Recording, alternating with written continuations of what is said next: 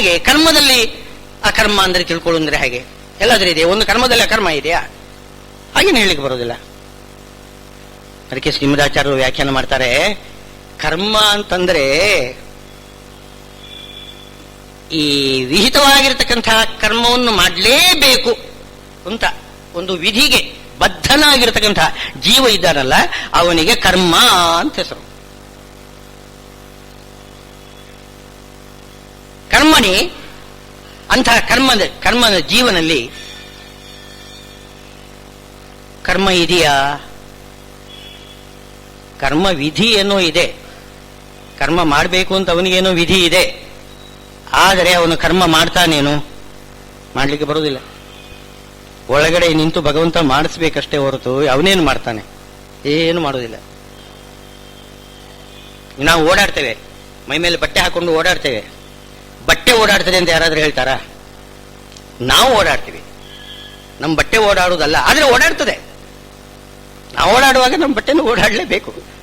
ಹೀಗೆ ಪರಮಾತ್ಮ ಕರ್ಮ ಮಾಡುವಾಗ, ಒಳಗಡೆ ನಿಂತು ಪರಮಾತ್ಮ ಕರ್ಮ ಮಾಡುವಾಗ, ಕರ್ಮ ಮಾಡೋನು ಅವನು, ನಾವು ಕರ್ಮ ಮಾಡ್ತಾ ಇಲ್ಲ. ಕರ್ಮಣಿ ಅಕರ್ಮ.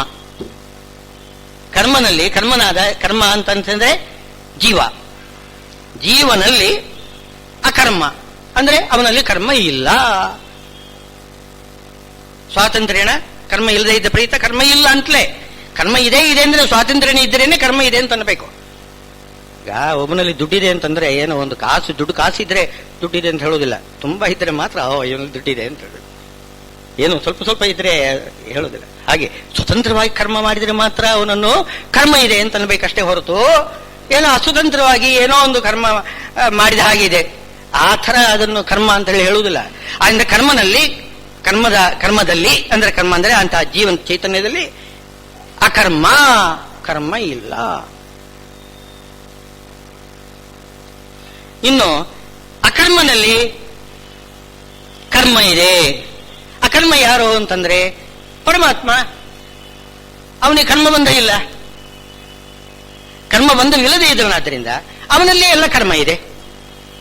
ಸ್ವಾತಂತ್ರ್ಯ ಕರ್ಮ ಇರುವುದು ಅವನಲ್ಲಿ. ಕರ್ಮದಲ್ಲಿ ಅಕರ್ಮ, ಅಕರ್ಮದಲ್ಲಿ ಕರ್ಮ ಎರಡನ್ನು ಕೂಡ ತಿಳ್ಕೊಳ್ಬೇಕು ಅಂತ ಹೇಳ್ತಾರೆ. ಇದೊಂದು ರೀತಿ. ಇನ್ನೊಂದು ಕರ್ಮಣಿ, ಸಂಸ್ಕೃತ ಶಬ್ದಗಳಿಗೆ ಬೇರೆ ಬೇರೆ ಅರ್ಥ ಸಿಗ್ತದೆ. ಕರ್ಮಣಿ ಅಂತಂದ್ರೆ ಕರ್ಮದಲ್ಲಿ ಅಂತಲ್ಲ, ಕರ್ಮ ಮಾಡ್ತಾ ಇರುವಾಗ ಅಂತ ಅರ್ಥ. ಹಾಗೂ ಅರ್ಥ ಇದೆ. ಕರ್ಮಣಿ ಸತಿ ಅಂತ ಸತಿ ಸಪ್ತಮಿ ಅಂತ ಮಾಡ್ಕೊಂಡ್ಬಿಟ್ರೆ ಅದು ಆ ಅರ್ಥ ಕೊಡ್ತದೆ. ಕರ್ಮ ಮಾಡ್ತಾ ಇರುವಾಗ, ಜೀವ ಕರ್ಮ ಮಾಡ್ತಾ ಇರುವಾಗ ಅವನು ಸ್ವತಂತ್ರನಾಗಿ ತಾನು ಮಾಡುತ್ತಿಲ್ಲ ಅಲ್ವೇ? ಕರ್ಮ ಮಾಡ್ತಾ ಇರುವಾಗಲೂ ಕೂಡ ಸ್ವತಂತ್ರವಾಗಿ ಅವನು ಮಾಡ್ತಾ ಇಲ್ಲ. ಕರ್ಮಣಿ ಸತಿ ಅಕರ್ಮ. ಕರ್ಮ ಮಾಡ್ತಾ ಇದ್ದಾನೆ, ಈಗ ಮಾಡ್ತಾ ಇದ್ರೂ ಕೂಡ ಅಸ್ವತಂತ್ರನಾಗಿ ಮಾಡ್ತಾ ಇದ್ದಾನೆ, ಸ್ವತಂತ್ರವಾಗಿ ಮಾಡ್ತಾ ಇಲ್ಲ. ಇದು ಬಹಳ ಸುಲಭದಲ್ಲಿ. ಕರ್ಮಣಿ ಸತಿ ಅಕರ್ಮ, ಕರ್ಮ ಇಲ್ಲ. ಇನ್ನೊಂದು ಕರ್ಮ ಅಕರ್ಮಣಿ, ಇನ್ನು ಅಕರ್ಮಣಿ ಕರ್ಮ. ಕರ್ಮಣಿ ಸತಿ ಅಕರ್ಮ ಅಂದ್ರೆ ಇವನಲ್ಲಿ ಸ್ವತಂತ್ರವಾಗಿ ಕರ್ಮ ಇಲ್ಲ. ಅಕರ್ಮಣಿ ಅಂದ್ರೆ ಕರ್ಮ ಮಾಡದೇ ಇರುವಾಗ. ಯಾವಾಗ ಜೀವ ಯಾವಾಗ ಕರ್ಮ ಮಾಡದೇ ಇರ್ತಾನೆ? ಮಲ್ಕೊಂಡಾಗ, ನಿದ್ದೆ ಮಾಡ್ತಾ ಇರುವಾಗ ಅವನೇನು ಕರ್ಮ ಮಾಡ್ತಾ ಇಲ್ಲ. ಇನ್ನು ಪ್ರಳಯ ಕಾಲದಲ್ಲಿ ಅದು ಕೂಡ ದೊಡ್ಡ ನಿದ್ರೆ, ಆವಾಗಲೂ ಕೂಡ ಕರ್ಮ ಮಾಡುವುದಿಲ್ಲ. ಅಂದ್ರೆ ಅಕರ್ಮಣಿ ಸತಿ ಅಂದ್ರೆ ಜೀವನಲ್ಲಿ ಕರ್ಮ ಇಲ್ಲದೇ ಇರುವಾಗ. ಆವಾಗ ಕರ್ಮ ಇದೆ. ಯಾರದು ಕರ್ಮ? ಭಗವಂತನ ಕರ್ಮ ಇದೆ. ಭಗವಂತ ಏನ್ ಮಾಡ್ತಾನೆ? ಸ್ವಪ್ನದಲ್ಲಿ ಕರ್ಮ ಮಾಡ್ತಾನೆ. ನಮ್ಗೇನು, ನಾವು ನೋಡುದು ಮಾತ್ರ. ಸ್ವಪ್ನದಲ್ಲಿ ಎಷ್ಟು ದೊಡ್ಡ ಪ್ರಪಂಚ ಇದೆ ನಿಮ್ಗೆಲ್ಲ ಗೊತ್ತು. ಈ ಪ್ರಪಂಚಕ್ಕಿಂತ ಅದು ಅಗಾಧವಾಗಿರ್ತಕ್ಕಂಥದ್ದು, ವಿಶಾಲವಾಗಿರ್ತಕ್ಕಂಥ ಪ್ರಪಂಚ. ಅದನ್ನು ಅಳೆಯಕ್ಕೆ ಸಾಧ್ಯ ಇಲ್ಲ. ಇದಕ್ಕಾದ್ರೂ ಒಂದು ಅಳತೆ ಇದೆ. ಸ್ವಪ್ನ ಪ್ರಪಂಚಕ್ಕೆ ಅಳಿಲಿಕ್ಕೆ ಸಾಧ್ಯವಿಲ್ಲ. ಅದು ಅಷ್ಟು ದೊಡ್ಡ ಪ್ರಪಂಚ. ಎಲ್ಲ ಮಾಡ್ತಕ್ಕಂಥವನು ಯಾರು? ಪರಮಾತ್ಮ. ಯಾಕೆಂದ್ರೆ ನೀವು ಅಸಹಾಯಕರಾಗಿ ಮಲ್ಕೊಂಡಿದ್ದೀರಿ, ನಿಮ್ಗೇನೇನು ಗೊತ್ತಿಲ್ಲ. ಅವನು ಏನು ಮಾಡಿ ತೋರಿಸ್ತಾನೆ ಅದನ್ನು ನೀವು ನೋಡ್ಬೇಕಷ್ಟೇ. ನೀವು ಆಮೇಲೆ ಪ್ರಶ್ನೆ ಹಾಕುವಾಗಿಲ್ಲ, ಅದ್ಯಾಕೆ ಇದ್ಯಾಕೆ ಅಂತ. ಹಾಗೇನೆ ಅದು ಹೇಗೆ ಕೇಳಬಾರ್ದು, ಅದು ಹಾಗೇನೆ ಸ್ವಪ್ನ. ಅದು ಪ್ರಶ್ನೆಗೆ ಅವಕಾಶ ಇಲ್ಲ. ಇಂಥದ್ದೆಲ್ಲ ಅವನು ಮಾಡಿಬಿಡ್ತಾನೆ ನೋಡಿ. ಶ್ವಶನಚ್ಛೇದ ಮಾಡಿಬಿಡ್ತಾನೆ. ನಮ್ಮ ತಲೆಯನ್ನು ನಾವು ಕಡಿದುಕೊಂಡು ಬಿಡ್ತೇವೆ. ಇನ್ನೇನ್ ಬೇಕು ಹೇಳಿ.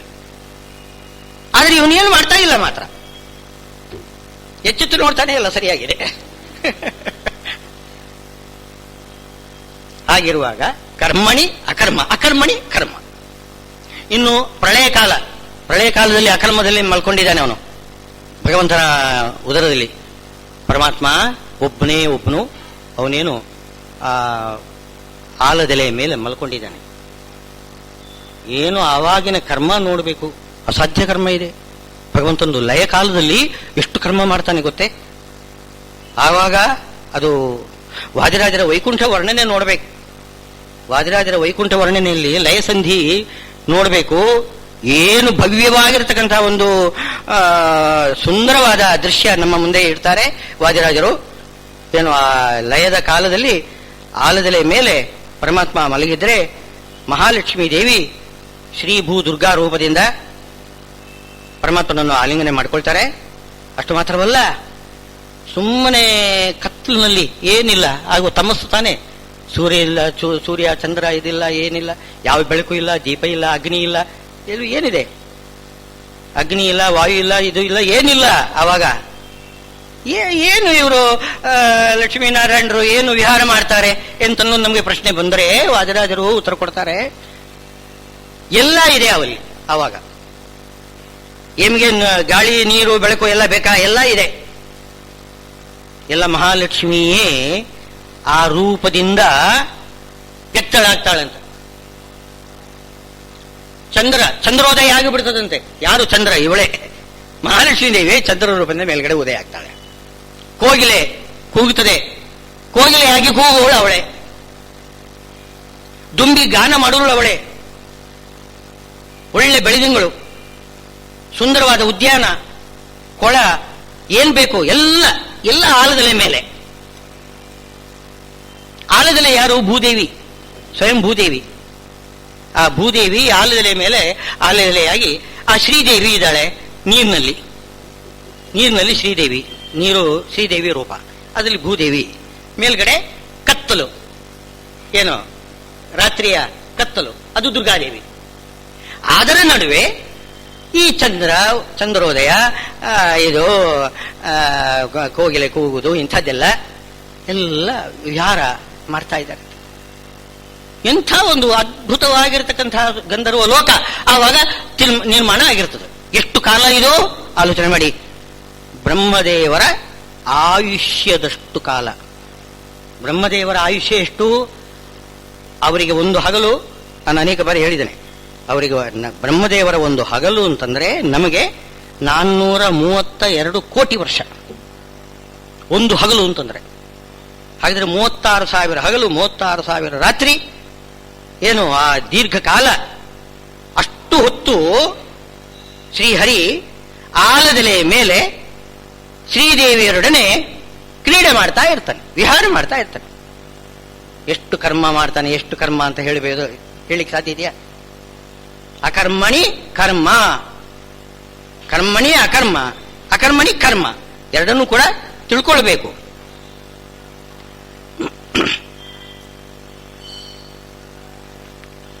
ಈ ರೀತಿ ಕರ್ಮದಲ್ಲಿ ಅಕರ್ಮ, ಕರ್ಮದಲ್ಲಿ ಇದರಲ್ಲಿ ಅಕರ್ಮಣಿಯಲ್ಲಿ ಅಕರ್ಮದಲ್ಲಿ ಕರ್ಮ, ಇದು ಎರಡು ರೀತಿ. ಒಂದು ಕರ್ಮ ಅಂತಂದ್ರೆ ಜೀವನಿಗೆ ಕರ್ಮ ಅಂತ ಹೆಸರು ಯಾಕೆ ಬಂತು ಅಂತಂದ್ರೆ ಅವನಿಗೆ ಹೆಸರು ವಿಧಿಬದ್ಧ ಅಂತ ಹೇಳಿದ್ದಾರೆ. ಅಲ್ಲಿ ಆ ಶಬ್ದದಲ್ಲಿ ಸ್ವಾರಸ್ಯ ಏನು ಅಂತಂದ್ರೆ ಕರಹ ಅಸ್ಮಿನ್ ಮೀಯತೆ. ಕರ್ಮ ಅಂತಿದೆ ಅಲ್ಲಿ. ಅಂತಂದ್ರೆ ಕರ್ಣ ಮಾಡೋದು ಅಂತ ಅರ್ಥ. ಅಂತಂದ್ರೆ ಅವನಿಗೆ ಅದು ಮಾಡಲೇಬೇಕಾದ್ದು. ಈ ಕರ ಅಂದ್ರೆ ಗೌರ್ಮೆಂಟಿಗೆ ಕರ ಕೊಡಬೇಕಲ್ಲ, ಕಂದಾಯ ಕೊಡಬೇಕಲ್ಲ, ಆ ರೀತಿ ಅವಶ್ಯವಾಗಿ ಮಾಡಲೇಬೇಕಾದ್ದು ಕರ್ಮ, ಹಾಗೆ ವಿಹಿತವಾಗಿರತಕ್ಕಂಥದ್ದು. ಕರೋಸ್ಮಿನ್ ಮೀಯತೆ ಇತಿ ಕರ್ಮ, ಕರ್ಮ ಜೀವ. ಅಂಥ ಜೀವನಲ್ಲಿ ಕೂಡ ಕರ್ಮ ಇಲ್ಲ. ಇಂಥ ಕರ್ಮನಲ್ಲಿ ಜೀವನಲ್ಲಿ ಅವನು ಕರ್ಮ ಮಾಡಲೇಬೇಕು, ವಿಧಿ ಇದೆ, ಆದರೆ ಅವನಲ್ಲಿ ಕರ್ಮ ಇಲ್ಲ. ಸ್ವಾತಂತ್ರ್ಯನ ಕರ್ಮ ಇಲ್ಲ. ಹೀಗೆ ಸತ್ಕರ್ಮ, ದುಷ್ಕರ್ಮ. ಇನ್ನು ಒಬ್ಬನಿಗೆ ಕರ್ಮ ಆಗಿರತಕ್ಕಂಥದ್ದು ಇನ್ನೊಬ್ಬನಿಗೆ ಅಕರ್ಮ ಆಗ್ತದೆ, ವಿಕರ್ಮ ಆಗ್ಬಹುದು, ಅದೇ ವಿಕರ್ಮನೂ ಆಗಬಹುದು. ಹೀಗೆ ಒಟ್ಟಿಗೆ ಯಾವುದೇ ಒಂದು ಕರ್ಮವನ್ನು ತಗೊಂಡ್ರೆ ಅದು ಕರ್ಮನೋ ವಿಕರ್ಮನೋ ಅಕರ್ಮನೋ ಅಂತ ಹೇಳಿ ನಾವು ತೀರ್ಮಾನ ಮಾಡುವುದು ಬಹಳ ಕಷ್ಟ. ಒಂದೇ ಕರ್ಮ, ಒಬ್ಬನಿಗೆ ಕರ್ಮ ಆಗ್ತದೆ, ಇನ್ನೊಬ್ಬರಿಗೆ ಅಕರ್ಮ ಆಗ್ತದೆ, ಇನ್ನೊಬ್ಬರಿಗೆ ವಿಕರ್ಮ ಆಗಿರ್ತದೆ, ಇನ್ನೊಬ್ಬರಿಗೆ ಅದು ನಿಷಿದ್ಧ ಆಗಿರ್ತದೆ.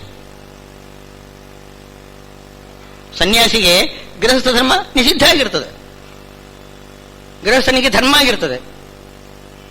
ಇನ್ನೊಬ್ಬನಿಗೆ ಅಂದ್ರೆ ಅದರಲ್ಲಿ ಕರ್ಮ ಮಾಡಬೇಕು ಅಂತ ಒಬ್ಬನಿಗೆ ಕರ್ಮ ಆಗಿರ್ತದೆ, ಇನ್ನೊಬ್ಬರಿಗೆ ವಿಕರ್ಮ ಆಗಿರ್ತದೆ. ಅದರಲ್ಲಿಯೂ ಕೂಡ ಗೃಹಸ್ಥರಲ್ಲಿಯೂ ಕೂಡ ಕೆಲವರು ಪ್ರಾರಬ್ಧ ಕರ್ಮವಶದಿಂದ ನಿಷಿದ್ಧವಾದನ್ನು ಕೂಡ ಮಾಡಬಹುದು, ಅದು ಕರ್ಮ ಆಗಿಬಿಡ್ತದೆ. ಇದು ಕರ್ಮದ ಒಂದು ನಿಜವಾದ ಸ್ವರೂಪ ಏನು ನಾವು ತೀರ್ಮಾನ ಮಾಡಿ ಹೇಳುವುದು ಬಹಳ ಕಷ್ಟ ಇದೆ. ಗಹನ ಕರ್ಮಣೋ ಗತಿ, ಅದನ್ನು ಚೆನ್ನಾಗಿ ತಿಳ್ಕೊಳ್ಳುವ ಅರ್ಜುನ ಅಂತ ಹೇಳ್ತಿದ್ದಾರೆ. ಗಹನ ಕರ್ಮಣೋ ಗತಿ. ಹಾಗಿದ್ರೆ ಕರ್ಮಾಚರಣೆ ನೀನು ಹೇಗೆ ಮಾಡಬೇಕು ಅಂತ ಕೇಳ್ತಿದ್ದಾರೆ. ಈಗ ಹಿಂದೆ ಹೇಳಿದ್ದನ್ನೇ ಇದನ್ನೆಲ್ಲ ತೀರ್ಮಾನ ಮಾಡಬೇಕಾಗಿದ್ರೆ ಯಾವುದು ಕರ್ಮ, ಯಾವುದು ಅಕರ್ಮ, ಯಾವುದು ವಿಕರ್ಮ ಅಂತ ಗೊತ್ತಾಗಬೇಕಾಗಿದ್ರೆ ನಮ್ಮ ಮೊದಲಿಗೆ ಕರ್ಮ ಅಂದ್ರೆ ಏನು ಅಂತ ಮೊದಲು ಹೇಳಬೇಕು. ಯಸ್ಯ ಸರ್ವೇ ಸಮಾರಂಭಾಃ ಕಾಮ ಸಂಕಲ್ಪ ವರ್ಜಿತಾಃ. ಕಾಮ ಸಂಕಲ್ಪ ಎರಡನ್ನೂ ಕೂಡ ಬಿಡಬೇಕಂತ. ಕಾಮ ಅಂತಂದ್ರೆ ಫಲಕಾಮನೆ, ಫಲದ ಆಸೆ, ಫಲದ ಆಸೆಯನ್ನು ಬಿಡಬೇಕು. ಇನ್ನೊಂದು ಸಂಕಲ್ಪ, ಸಂಕಲ್ಪ ಇರ್ತದೆ, ನಾನು ಈ ಫಲವನ್ನು ಪಡೀತೇನೆ ಅಂತ ಸಂಕಲ್ಪ ಮಾಡೋದೊಂದು ಬೇರೆ ಇರ್ತದೆ. ಫಲದ ಆಸೆ ಇರ್ತದೆ, ಆಸೆ ಇದ್ರೂ ಕೂಡ ಸಂಕಲ್ಪ ಮಾಡಬೇಕು ಅಂತೇನಿಲ್ಲ. ನಾವು ಉದಾಹರಣೆ ಕೊಡುವುದಿದೆ, ಚಂದ್ರಮಂಡಲಾನಯನ ಅಂತ. ಚಂದ್ರಮಂಡಲ ನಮ್ಮ ಕೈ ಸಿಕ್ಕಿದ್ರೆ ಚೆನ್ನಾಗಿರ್ತದೆ ಅಂತ ನಮ್ಗೆ ಆಸೆ ಇರ್ತದೆ, ಆದ್ರೆ ಯಾರು ಸಂಕಲ್ಪ ಮಾಡೋದಿಲ್ಲ, ಅದು ಆಗುದಿಲ್ಲ, ಹೋಗುದಿಲ್ಲ. ಅದು ಬೇಗ ಚೆನ್ನಾಗಿದೆ, ಅದು ನಮ್ಮ ಕೈ ಸಿಗ್ತಕ್ಕಂಥದ್ದಲ್ಲ. ಆದ್ರಿಂದ ಫಲದ ಆಸೆ ಬೇರೆ, ಸಂಕಲ್ಪ ಬೇರೆ. ಈ ಫಲದ ಆಸೆನೂ ಬಿಡಬೇಕು, ಸಂಕಲ್ಪನೂ ಬಿಡಬೇಕು. ಕಾಮ ಸಂಕಲ್ಪ ವರ್ಜಿತಾಃ. ಮತ್ತು ಜ್ಞಾನಾಗ್ನಿ ದಗ್ಧ ಕರ್ಮಾಣಂ. ಜ್ಞಾನಾಗ್ನಿಯಿಂದ ಕರ್ಮವನ್ನು ದಗ್ಧ ಮಾಡಿಬಿಡಬೇಕು.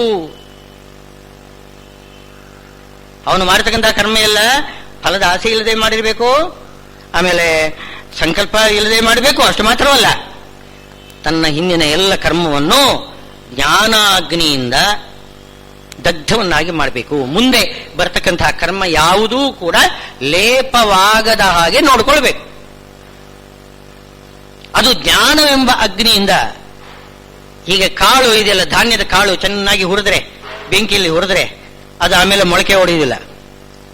ಈ ಕರ್ಮ ಒಂದು ಬೀಜದ ಹಾಗೆ, ಅದು ಮೊಳಕೆ ಹೊಡಿತದೆ. ಒಂದು ಕರ್ಮ ನೀವು ಮಾಡಿದ್ರೆ ಸಾಕು, ಅದು ಮೊಳಕೆ ಹೊಡಿತಾನೆ ಇರ್ತದೆ, ಅದು ಹೆಮ್ಮರ ಆಗಿಬಿಡ್ತದೆ ಕೊನೆಗೆ.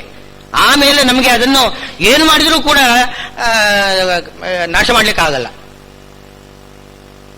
ಅದು ಮೊಳಕೆ ಬರುವಾಗ ಬರುವುದಕ್ಕಿಂತ ಮೊದಲೇನೆ ನಾವು ಯೋಚನೆ ಮಾಡಿ ಆ ಬೀಜವನ್ನು ಹುರಿದು ಹಾಕಿಬಿಡ್ಬೇಕು.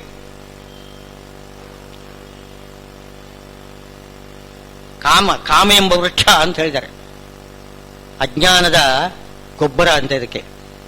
ಅಜ್ಞಾನದ ಗೊಬ್ಬರ ಹಾಕಿ ಬಿಟ್ರೆ ಆ ಕಾಮ ಎಂಬ ಇದು ನಮಗೆ ಆಸೆ ಇರ್ತದೆ. ಅಜ್ಞಾನ ಬೇಕಾದಷ್ಟಿದೆ. ಆಗ ಏನಾಗ್ತದೆ, ಆ ಅಜ್ಞಾನದ ಗೊಬ್ಬರದಲ್ಲಿ ಅದು ಚೆನ್ನಾಗಿ ಬೆಳೆದು ಕಾಮನೆ ಆಸೆ ಹೆಮ್ಮರವಾಗಿ ಬೆಳೀತದೆ ಅಂತ ಮಹಾಭಾರತದಲ್ಲಿ ವರ್ಣನೆ ಮಾಡಿದ್ದಾರೆ. ಕಾಮವೃಕ್ಷ ಅದು ಏನು ಮಾಡಿದ್ರು ನಿಮಗೆ ಕಿತ್ತು ಹಾಕ್ಲಿಕ್ಕೆ ಬರೋದಿಲ್ಲ ಅಂತಂತಾರೆ. ಏನ್ ಮಾಡಬೇಕು ಅಂತಂದ್ರೆ ಮೊದಲಿಗೆನೆ ಆ ಬೀಜವನ್ನೇ ನಾವು ಮೊದಲು ಹುರಿದು ಬಿಡ್ಬೇಕು, ಬೆಂಕಿಯಲ್ಲಿ ಹುರಿದು ಹಾಕಿಬಿಡ್ಬೇಕು. ಜ್ಞಾನಾಗ್ನಿ ದಗ್ಧ ಕರ್ಮಾಣಂ, ಕರ್ಮವನ್ನು ಹುರಿಬೇಕು. ದಗ್ಧ ಅಂದ್ರೆ ಸುಡುವುದು ಅಂತ, ಅದಕ್ಕಿಂತ ಹುರಿದು ಹಾಕು. ಆವಾಗ ಅದರದ್ದು ಏನು ದುಷ್ಟ ಫಲ ಸಿಗುವುದಿಲ್ಲ. ಯಾಕೆಂದ್ರೆ ಸುಟ್ಟಾಕಿ ಬಿಟ್ರೆ ಅದರ ಫಲ ಇಲ್ಲ ಅಂತ ಆಗಿಬಿಡ್ತದೆ. ಫಲ ಅನುಭವಿಸಲೇಬೇಕು. ಸುಡುವುದು ಅದು ಅಪರೋಕ್ಷ ಜ್ಞಾನದಲ್ಲಿ, ಈ ಜ್ಞಾನ ಅಲ್ಲಲ್ಲ. ಇದು ಈಗ ಹೇಳ್ತಾ ಇರ್ತಕ್ಕಂಥದ್ದು ಏನು ಅಂತಂದ್ರೆ ಶಾಸ್ತ್ರಜ್ಞಾನ. ಶಾಸ್ತ್ರಜ್ಞಾನದಿಂದ ನಾವೇ ಮಾಡಬೇಕು ಅಂದ್ರೆ ನಮ್ಮ ಕರ್ಮವನ್ನು ಹುರಿದುಕೊಳ್ಳಬೇಕು ಚೆನ್ನಾಗಿ. ಕೊನೆಗೆ ಅಪರೋಕ್ಷ ಜ್ಞಾನ ಬಂದಾಗ ಎಲ್ಲ ಸುಟ್ಟೆ ಹೋಗ್ಬಿಡ್ತದೆ, ಬೂದಿ ಆಗಿಬಿಡ್ತದೆ. ಜ್ಞಾನಾಗ್ನಿ ದಗ್ಧ ಕರ್ಮಾಣಂ ತಮಾಹು ಪಂಡಿತಂಬುಧಾಹ. ಆದ್ರಿಂದ ಇನ್ನೇನು ಅವನು ನಿಜವಾಗಿ ಪಂಡಿತ ಅಂದ್ರೆ ಕರ್ಮ ಹೇಗೆ ಮಾಡಬೇಕು ಅಂತ ತಿಳಿದರೆ ಮಾತ್ರ ಅವನು ಪಂಡಿತ. ಅದು ಕರ್ಮ ಮಾಡಬೇಕು, ಅದು ಲೇಪ ಆಗಬಾರ್ದು. ಈ ಹಲಸಿನ ತೋಳೆ ತೆಗೆದು ತಿನ್ಬೇಕು, ಕೈಗೆ ಅದು ಅಂಟ್ಕೋಬಾರ್ದು. ಅದು ಸ್ವಲ್ಪ ಆ ಒಂದು ಜಾಗ್ರತೆ ಬೇಕು. ಆ ಒಂದು ಕೌಶಲ್ಯ ಇದ್ರೆ ಅವನು ಪಂಡಿತ ಅಂತಂತಾರೆ. ತ್ಯಕ್ತ್ವಾ ಕರ್ಮ ಫಲ ಅಸಂಗಂ ನಿತ್ಯ ತೃಪ್ತ ನಿರಾಶ್ರಯ. ನಿತ್ಯ ತೃಪ್ತನಾಗಿರ್ತಕ್ಕಂತಹ ಭಗವಂತ ಯಾರಿದ್ದಾನೆ ಅವನ ಪ್ರತಿಬಿಂಬ ನಾನು ಅಂತ ತಿಳ್ಕೊಳ್ಳಿ. ನಮಗೆ ತುಂಬಾ ಆಸೆಗಳು ಬರ್ತದೆ ನೋಡಿ.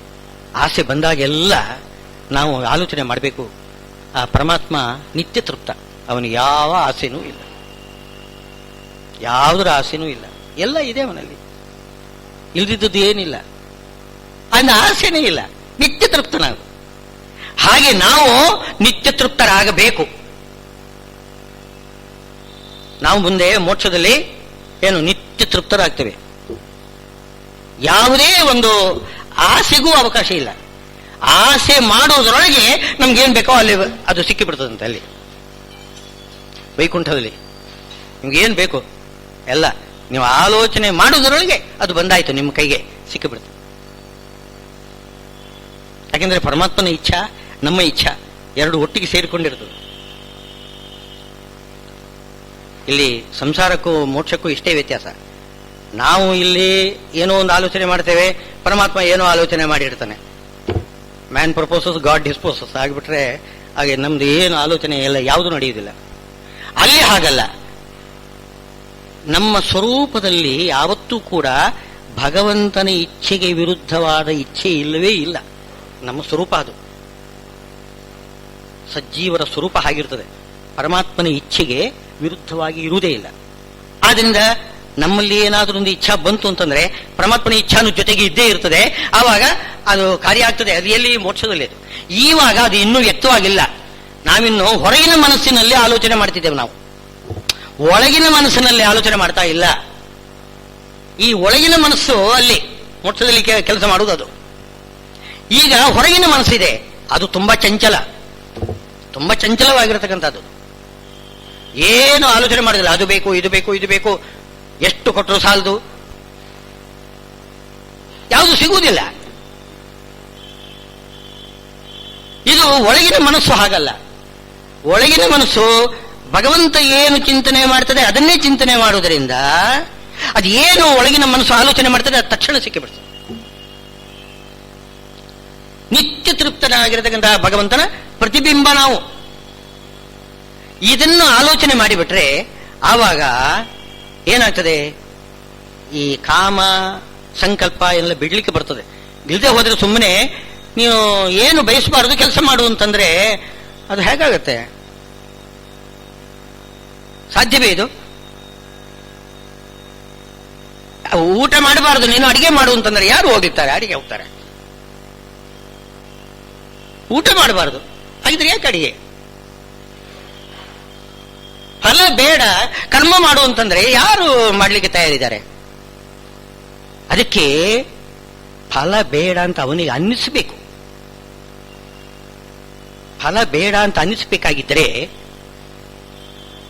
ಅದು ಈ ಫಲ ಇದೆಯಲ್ಲ ಬಹಳ ಅಲ್ಪ ಅಂತ ಜ್ಞಾನ ಬರಬೇಕು ನಮಗೆ. ಫಲ ಅಲ್ಪ ಅಂತ ಜ್ಞಾನ ಬಂದರೆ ಮಾತ್ರ ಮಹಾಫಲ ಏನಿದೆ ಭಗವಂತನ ಪ್ರೀತಿ ಭಗವಂತನ ಪ್ರೀತಿ ಎಂಬುದು ಮಹಾಫಲ, ಅದಕ್ಕೆ ಸಮಾನವಾದ ಫಲ ಇನ್ನೊಂದಿಲ್ಲ. ಅದರ ಮುಂದೆ ಇದು ಏನೂ ಅಲ್ಲ. ನಾವೀಗ ಏನು ಪಡಿತಾ ಇದ್ದೇವೆ ಸುಖ, ಭಗವಂತನ ಪ್ರೀತಿಯಲ್ಲಿ ಅವನು ನಮ್ಮನ್ನು ನೋಡಬೇಕು, ನಾವು ಅವನನ್ನು ನೋಡಬೇಕು. ರಾಮಾಯಣದಲ್ಲಿ ಶ್ರೀರಾಮಚಂದ್ರನ ಆ ವರ್ಣನೆ ಮಾಡ್ತಾರೆ.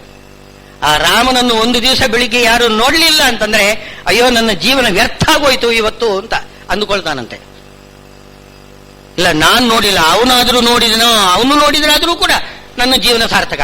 ಅದೂ ಇಲ್ಲ, ಅವನು ನನ್ನ ನೋಡಿಲ್ಲ, ನಾನು ಅವನು ನೋಡಿಲ್ಲ ಅಂತಂದ್ರೆ ನಿಜವಾಗಿಯೂ ನಾನು ಬದುಕಿದ್ದೆ ವ್ಯರ್ಥ ಅಂತ ಅಂದುಕೊಳ್ತಾನಂತೆ ಶ್ರೀರಾಮಚಂದ್ರನ ಕಾಲದಲ್ಲಿ. ಅದಕ್ಕೋಸ್ಕರ ರಾಮಚಂದ್ರ ಏನೋ ಬೀದಿ ಬೀದಿ ಸುತ್ತಾ ಇದ್ದಾನಂತೆ. ಯಾಕೆ? ಜನಗಳನ್ನೆಲ್ಲ ನೋಡಿ ಅವರಿಗೆ ಕ್ಷೇಮ ಸಮಾಚಾರ ಎಲ್ಲ ವಿಚಾರ ಮಾಡಿ ಅವರಿಗೆ ಸಾಂತ್ವನ ಮಾಡ್ಲಿಕ್ಕೋಸ್ಕರ ಸುತ್ತಾ ಇದ್ದಾನೆ. ಸಾಂತ್ವನ ಮಾಡುವುದು ಬೇಡ, ಅವನ ಪ್ರಸನ್ನವಾದ ಮಂದಹಾಸ ಯುಕ್ತವಾದ ಮುಖ ನೋಡಿಬಿಟ್ರೆ ಸಾಕು, ಅವರೆಲ್ಲ ನೋವು ಪರಿಹಾರ ಆಗಿಬಿಡ್ತದೆ. ಆ ರೀತಿ ರಾಮ, ಅವನಿಗೆ ಹೆಸರೇ ಬಂದಿದ್ದು ರಾಮ, ರಮಯತಿ. ಅವನು ನೋಡಿದ್ರೆ ಸಾಕು, ಎಲ್ಲರಿಗೂ ಕೂಡ ಆನಂದ ಉಂಟಾಗ್ತದೆ. ಇಂಥ ಭಗವಂತನ ಪ್ರೀತಿ ಅಂತನ್ನೋದು ಒಂದು ದೊಡ್ಡ ಫಲ ಇರುವಾಗ ನಾನೀಗ ಈ ಅಲ್ಪವಾಗಿರ್ತಕ್ಕಂಥ ಫಲ ನನಗೆ ಯಾಕೆ ಬೇಕು ಅಂತ ನಮಗೆ ಅನ್ನಿಸ್ಬೇಕಾಗಿದ್ರೆ ಗಹನ ಕರ್ಮಣೋ ಗತಿ. ಯಾಕೆ ಅಂತಂದ್ರೆ ಪರಮಾತ್ಮನ ಪ್ರೀತಿ ಅದು ಎಷ್ಟು ದೊಡ್ಡ ಫಲ ಅಂತನ್ನೋ ನಮ್ಮ ಕಲ್ಪನೆನೇ ಇಲ್ಲ, ನಮಗೆ ಅದರ ಕಲ್ಪನೆ ಇಲ್ಲ. ಅನುಭವಕ್ಕೆ ಬರಬೇಕು. ಅದು ಅಳುವರೋ, ರೋಧಿಸುವರೋ, ನಾಟ್ಯವಾಡುವರೋ ಅಂತ ಆ ಸ್ಥಿತಿಗೆ ಬರಬೇಕು ನೋಡಿ. ಹರಿನಾಮ ಸಂಕೀರ್ತನೆ ಮಾಡುವಾಗ ಮೈಯಲ್ಲಿ ರೋಮಾಂಚ ಆಗಬೇಕು. ಆ ಸ್ಥಿತಿ ಆಗಬೇಕು ಅಂತಂದ್ರೆ ಬರ್ತದೇನೋ? ಬರೋದಿಲ್ಲ. ಎಷ್ಟು ಹೇಳಿದ್ರು ಕೂಡ ರೋಮಾಂಚ ಹಾಕ್ಬೇಕು ಅಂದ್ರೆ ಆಗೋದಿಲ್ಲ. ನಾವೇ ಮಾಡ್ಲಿ, ಅದು ಅನುಭವದಿಂದ ಬರಬೇಕು. ಅದಕ್ಕೆ ತುಂಬಾ ಕಷ್ಟ ಇದೆ. ಅದಕ್ಕೆ ಏನು ಸರಿಯಾಗಿರ್ತಕ್ಕಂತಹ ಶ್ರವಣ, ಮನನ, ನಿಧಿಧ್ಯಾಸನ ಎಲ್ಲ ಮಾಡಿ ಭಗವಂತನ ಅನುಗ್ರಹ ಆಯಿತು ಅಂತಂದಾಗ ನಮಗೆ ಆ ಭಗವಂತನ ನಾಮ ಸ್ಮರಣೆ ಮಾಡಿದ್ರೆ ಸಾಕು, ಮೈಯಲ್ಲಿ ರೋಮಾಂಚ ಉಂಟಾಗಲಿಕ್ಕೆ ಶುರುವಾಗುತ್ತೆ.